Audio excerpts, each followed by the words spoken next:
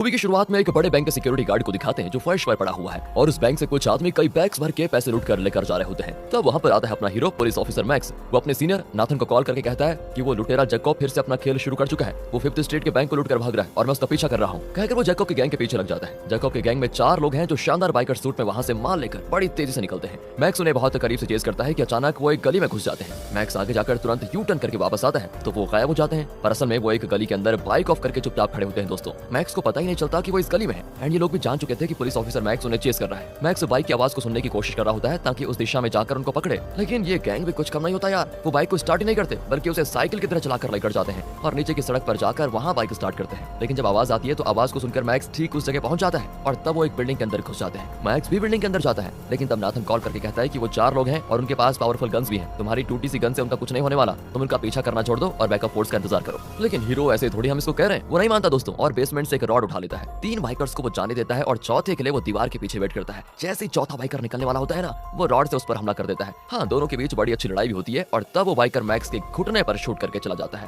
और यही है इस रॉबरी गैंग का लीडर जैकब। 3 साल बाद दिखाते हैं कि जैकब अपने घर में पुशअप्स कर रहा होता है। दूसरी ओर अमेरिकन एयरपोर्ट में एक फ्लाइट के अंदर एक लड़का बैठा होता है। वो टेंशन में होता है और उसके हाथ में एक न्यूज़पेपर होता है जिसमें लिखा हुआ है ओटिस ब्लेक नाम के एक जवान लड़के को किसी ने शूट कर दिया था और वो मर गया। दोस्तों, ये लड़का अपना जैकेट खोलता है तो पता चलता है कि इसके पेट में भी गोली लगी है और खून निकल रहा है। जैसे फ्लाइट टेक ऑफ होने लग जाती है तो वो भागकर फ्लाइट का डोर खोलता है और बाहर कूद पड़ता है। फिर वो अपने पिता को कॉल करता है जो कि कोई और नहीं बल्कि जैकब है। दोस्तों, वो कहता है सॉरी पापा, लगता है मैं मरने वाला हूँ। कहकर दोस्तों वो गिर पड़ता है। सिक्योरिटी गार्ड्स उसे हॉस्पिटल पहुंचाते हैं। यहाँ से सीधे अगली सुबह मैक्स को दिखाते हैं। 3 साल पहले उसके घुटने में जो बुलेट लगा था, उस घाव की वजह से उसका शारीरिक ही नहीं मानसिक स्थिति भी खराब हो गई थी। रोज सुबह उठकर उसे अपने घुटनों में जमा हुआ लिक्विड को एक इंजेक्शन के जरिए निकालना पड़ता है वरना वो चल फिर नहीं सकेगा। तब उसकी पुलिस पार्टनर शेरी आती है। दोनों ने कल हुए एक शूटआउट के सिलसिले में वार्ने नाम के एक आदमी को पकड़ा था। शूटआउट एक कंटेनर यार्ड में हुआ था जिसके सिक्योरिटी गार्ड ने बताया कि इसकी तरह दिखने वाला एक आदमी उस शूटआउट में इन्वॉल्व था। और दोस्तों, इसलिए शक के बल पर वार्ने को इन दोनों ने पकड़ लिया। पर वो कहता है कि मैं वो नहीं हूँ जिसके बारे में गार्ड बात कर रहा है, मैं तो एक्स मिलिट्री मैन हूँ। असल में दोस्तों, जैकब का बेटा न्यूज़पेपर में जिस ओटिस ब्लैक के कत्ल के बारे में पढ़ रहा था वो इसी शूटआउट में मारा गया था। लेकिन पूछताछ में वार्ने कहता है कि कल तो मैं अपनी नानी के साथ घर पर बैठकर पिक्चर देख रहा था सर। तभी दोस्तों मैक्स को नाथन और उसका चीफ बुलाते हैं और बताते हैं कि वार्ने को छोड़ दो, वो कातिल नहीं है। असल में कंटेनर यार्ड में सिक्योरिटी गार्ड ने खुद कबूल कर लिया था कि असली कातिल को पहचानने में उसने गलती कर दी और हमने तो वार्ने की नानी से भी पूछताछ कर ली है।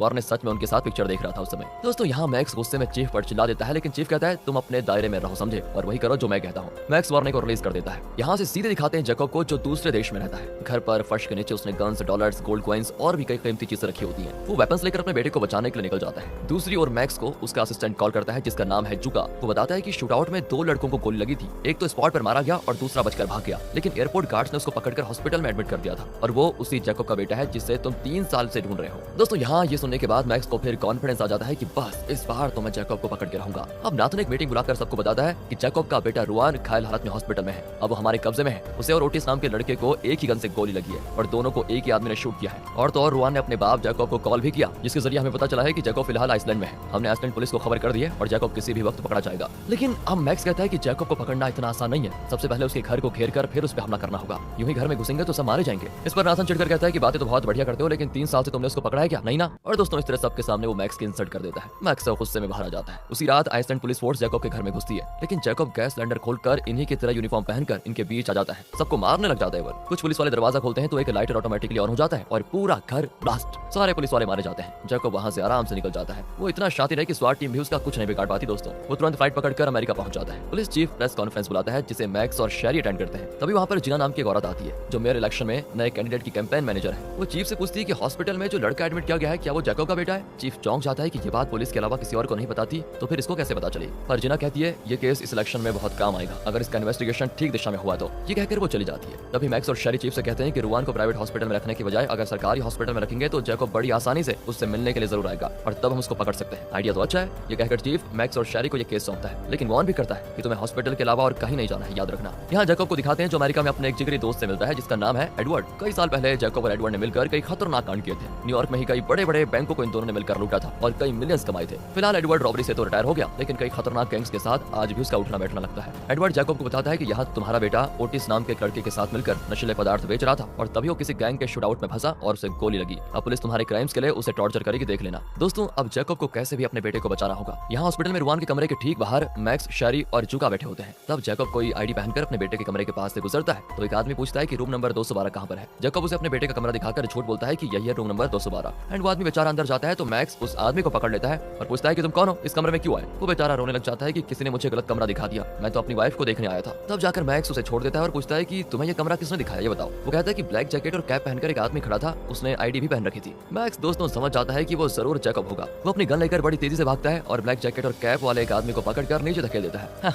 वो जैकब नहीं होता, कोई और है। यहाँ जैकब एडवर्ड की कार में चढ़ जाता है और उसे बताता है कि मेरे बेटे को बचाना अब मुश्किल है। वो पुलिस ऑफिसर मैक्स तो कमरे के ठीक आगे बैठा हुआ है। एडवर्ड कहता है कि याद है तुम्हें 3 साल पहले मैक्स को खत्म करने का एक मौका मिला था, लेकिन तुमने उसको गवा दिया। तब जैकब बताता है कि मेरे बेटे ने जब आखिरी बार मुझे कॉल किया था तो कहा था कि वो क्रेग ओमार नाम के एक होटल में रह रहा है, शायद वहीं से मुझे कुछ और पता चल सकता है। कहकर दोस्तों जैकब वहां पर जाता है। उसी वक्त जैकब का बेटा रुआन मेडिकल ट्रीटमेंट के बावजूद मर जाता है। अब यहाँ मैक्स चीफ से कहता है कि फिलहाल जैकब को पता नहीं चलना चाहिए कि उसका बेटा मर गया, वरना वो अपने बेटे को मिलने नहीं आएगा। और अभी तो उसको ये पता है कि उसका बेटा जिंदा है, इसलिए वो उसको बचाने के लिए यहाँ पर जरूर आएगा, तब हम उसको पकड़ लेंगे, और उसे पता नहीं चलना चाहिए। चीफ भी मान जाता है कि इस बात को गोपनीय नहीं रखेंगे। यहाँ जैकब और एडवर्ड इस होटल में रुआन के कमरे में जाते हैं। वहाँ पर रुआन का ड्रेस, उसका चेन वगैरह पड़े होते हैं। दीवार पर वेंटिलेटर के पीछे एक छेद होता है जिसके अंदर पैसा भरा होता है। पैसों पर खून के दाग नजर आते हैं। तब जैकब एडवर्ड से कहता है कि एक काम करो, तुम अपने आदमियों के जरिए खबर फैला दो कि रुआन ग्रेग उमर होटल के इस कमरे में रहता था। खबर जानकर जो यहाँ पर आएगा उसी ने मेरे बेटे को मारा होगा और मैं फिर उसको जिंदा नहीं छोड़ूंगा। यहाँ मैक्स शेरी को हॉस्पिटल में छोड़कर खुद जैकब की तलाश में निकलता है। दूसरी ओर एडवर्ड एक टैटू स्टूडियो में जाकर एक आदमी से कहता है तुम अपने आदमियों के जरिए खबर फैला दो कि जैकब का बेटा रुआन ग्रेग उमर होटल में है। वहाँ जैकब एक फायर एक्सटिंग्विशर सिलेंडर लेकर रुआन के होटल रूम के बाथरूम में छिप जाता है। दोस्तों यहाँ पर मैक्स ने शेरी को हॉस्पिटल में रहने को कहा था, लेकिन शेरी को वार्ने पर शक था और वो वार्ने का पीछा करने लगती है। वार्ने अपनी नानी को गुड बाय कहकर कहीं निकल जाता है, पर वो नहीं जानता कि शेरी उसको फॉलो कर रही है। दूसरी ओर जुका मैक्स को कॉल करके बताता है कि मुझे मेरे खबरियों ने बताया कि रुआन ग्रेग उमर होटल में है,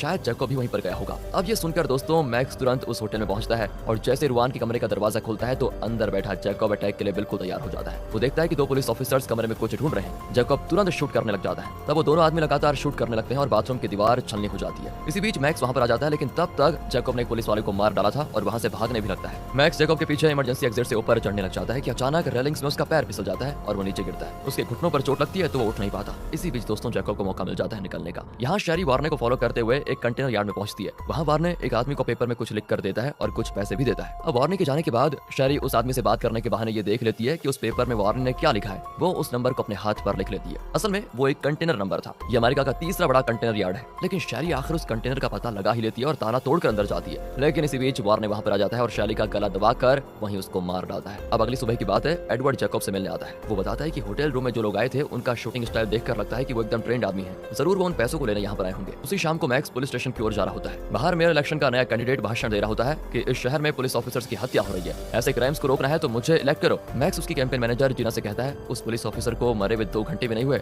लेकिन तुम लोग भी बस अपने कैंपेन के लिए उसका इस्तेमाल कर रहे हो, शर्म आनी चाहिए तुम्हें। कहकर मैक्स सीधे अपने पुलिस चीफ से मिलता है और कहता है रुआन का केस तो मैं इन्वेस्टिगेट कर रहा हूँ ना, फिर दूसरा ऑफिसर रुआन के होटल रूम में मरा हुआ क्यों पड़ा था। चीफ की समझ में नहीं आता कि वो क्या जवाब दे। वो कहता है कि शायद वो भी किसी इन्वेस्टिगेशन के सिलसिले में गया होगा वहाँ। वो तो ठीक है सर, लेकिन वहाँ 2 ऑफिसर्स गए थे जो कि 2 अलग अलग डिविजन को बिलोंग करते थे। ये सुनकर चीफ चौंक कर पूछता है कि तुम्हें ये सब कैसे पता चला। तो मैक्स उसको एक चश्मा देकर कहता है कि ये आपके चेले मतलब मेरे सीनियर नाथन का चश्मा है, क्या आप इस बारे में जानते थे। चीफ कहता है नहीं, मैं पहले से इन प्रेस वालों को जवाब देते थक गया हूँ और ऐसे में तुम कोई नई मुसीबत खड़ी मत करना मेरे लिए। मैक्स कहता है कि जैकब भी उसी कमरे में था। चीफ कहता है कि ठीक है, ये केस तुम पूरी तरह अपने कंट्रोल में ले लो, तुम बस जैकब को कैसे भी करके पकड़ लो और मुझे अपडेट्स देते रहना, नाथन को मैं खुद देख लूंगा। दोस्तों अब मैक्स पूरे जोश में वहां से निकलता है और जुका से कहता है कि तुम ये पता लगाओ कि वार्नी, जैकब और किंकेड नाम की गन कंपनी का क्या कनेक्शन है। वैसे 2 दिन से मैंने शेरी को नहीं देखा, कहाँ है वो, लेकिन जुका कहती है उसने तो मुझे फोन भी नहीं किया। दूसरी ओर नाथन को दिखाते हैं जिसे जैकब का कॉल आता है। जैकब कहता है कि मेरे क्राइम्स के लिए तुमने मेरे बेटे को शूट किया, पर रुआन अच्छा लड़का है, प्लीज उसे कुछ मत करना। इस पर नाथन कहता है कि तुम्हारे बेटे को मैंने शूट नहीं किया, लेकिन मैं जानता हूँ कि उसे किसने शूट किया। आज रात शुगरॉक्स नाम के पब में मुझे मिलो, वहीं आके बात करेंगे।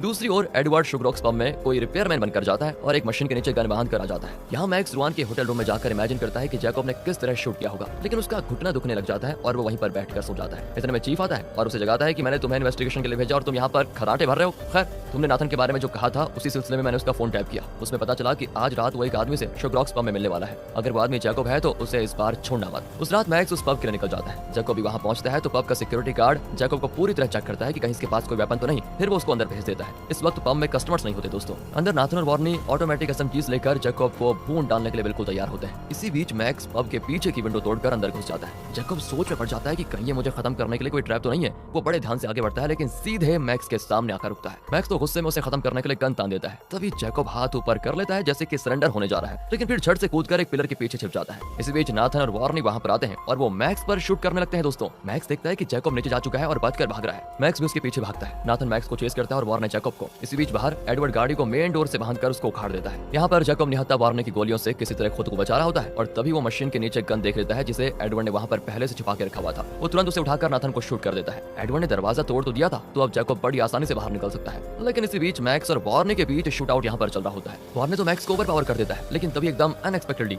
जैकब वार्ने को शूट करके मैक्स को बचाकर वहां से लेकर आता है। जैकब मैक्स का जानी दुश्मन है, लेकिन जान बचाने के लिए मैक्स उसकी मदद ही लेता है। बाहर एडवर्ड गाड़ी के साथ बिल्कुल तैयार होता है। मैक्स और जैकब गाड़ी में बैठ जाते हैं और तीनों वहां से बच निकलते हैं। लेकिन गाड़ी के अंदर मैक्स जैकब को पीटने लगता है। गुस्से में जैकब मैक्स के घुटने पे पंच करता है, जिस वजह से मैक्स गिर जाता है। तुम्हारी जान बचाई है मैंने, समझे? अब चुपचाप मेरे बेटे को मेरे पास लेकर आओ वरना गोली मार दूंगा। इस तरह धमकाने पे मैक्स भी उसको लेकर हॉस्पिटल जाता है, लेकिन वार्ड में ले जाने के बजाय मैक्स उसे मुर्दा घर में लेकर जाता है। जैकब को दुख के मारे मैक्स पर बहुत गुस्सा आता है और वो उसके माथे पे गन रख देता है। लेकिन जब उसे एहसास होता है कि मैक्स ने रुआन को शूट नहीं किया, तो वो उसे शूट नहीं करता और दोनों बाहर आ जाते हैं। तब जुका जाता है जो जैकब को देखते ही अपने आदमी से कहता है कि तुम बैकअप फोर्स बुला लो, आज तो जैकब को खत्म करना ही पड़ेगा। पर जैकब मैक्स से कहता है कि इसे तुम चुप कराओ वरना मैं छोड़ूंगा नहीं किसी को। जुका जैकब को शूट करने वाला होता है कि मैक्स उसे मारकर बेहोश कर देता है। तब एक स्ट्रेचर पर वो एक लाश का हाथ देखता है जिस पर एक टैटू बना होता है। वो जानता है कि ये टैटू शैरी के हाथ में था। वो चादर हटाता है तो शैरी की लाश देखकर वो एकदम सुन्न हो जाता है। फिर मैक्स और जैकब वहां से निकल जाते हैं और एक नदी किनारे जाकर बैठ जाते हैं। जैकब पूछता है कि मेरे बेटे को आखिर किसने शूट किया? उस दिन होटल में मैंने जिस आदमी को मारा था उसने, या फिर नाथन ने जिसे आज मैंने शूट कर दिया, या फिर शैरी ने? वो एकदम कंफ्यूज होकर पूछता है कि आखिर रुआन को किसने मारा? पर मैक्स कहता है उस दिन बिल्डिंग के बेसमेंट में तुमने मुझे मारा क्यों नहीं, ये बताओ। अगर मार डाला होता तो आज ना तुम्हारा बेटा मरता और ना मुझे इस तरह आधे अपाहिज की जिंदगी गुजारनी पड़ती। तुम्हारे बेटे रुआन को एक्स मिलिट्री सोल्जर वार्ने ने शूट किया था, वही आदमी जो आज पब में मुझे मारने की कोशिश कर रहा था। उसने और मेरे सीनियर ऑफिसर नाथन ने मिलकर ये सब कुछ किया। मुझे तो शक है कि इसमें पुलिस चीफ भी इन्वॉल्व है। इतना ही नहीं, शैरी के हाथ में पंच लिखा था और एक नंबर भी लिखा हुआ था। असल में पंच एक बड़े कंटेनर यार्ड का नाम है, मतलब जरूर उस कंटेनर यार्ड में कोई राज छुपा हुआ है जिसका शैरी को पता लग गया था और इसी वजह से वार्ने ने उसको मार डाला। और मैक्स और जैकब दोनों मिलकर वार्ने के घर जाकर उसका इंतजार करते हैं। वार्ने घर आता है तो अंदर उसकी नानी के अलावा किसी और की आवाज आती है। वो देखता है कि अंदर उसकी नानी के साथ मैक्स और जैकब बैठे हुए हैं। नानी के सर पे गन तानी होती है और ये लोग बड़े प्यार से कहते हैं कि आजा यार, कितने दिन हो गए तुझसे मिलकर। नानी कहती है बेटा वार्ने, तुम्हारे दोस्त तो बड़े अच्छे आदमी है, मुझसे कितने प्यार से बात करते हैं पता है। नानी की जान को खतरे में देखकर वार्ने चुपचाप गन अंदर रखकर सोफे पे बैठ जाता है। जैकब तो उससे पूछने आया है कि उसने रुआन को क्यों मारा, लेकिन दोस्तों वार्ने कोई मामूली एक्स मिलिट्री सोल्जर नहीं है, वो स्पेशल फोर्सेस में रह चुका है। इन्हें बातों में उलझाकर वो कोर्ट के अंदर से गन का ट्रिगर दबाता है और ठीक एडवर्ड को शूट कर देता है जिसने नानी पर गन तान रखी थी। मैक्स और जैकब तुरंत अपने गन्स निकालकर उस पर गोलियों की बरसात कर देते हैं और यहाँ एक छोटा शूट आउट होता है। वार्ने को लग जाती है गोली।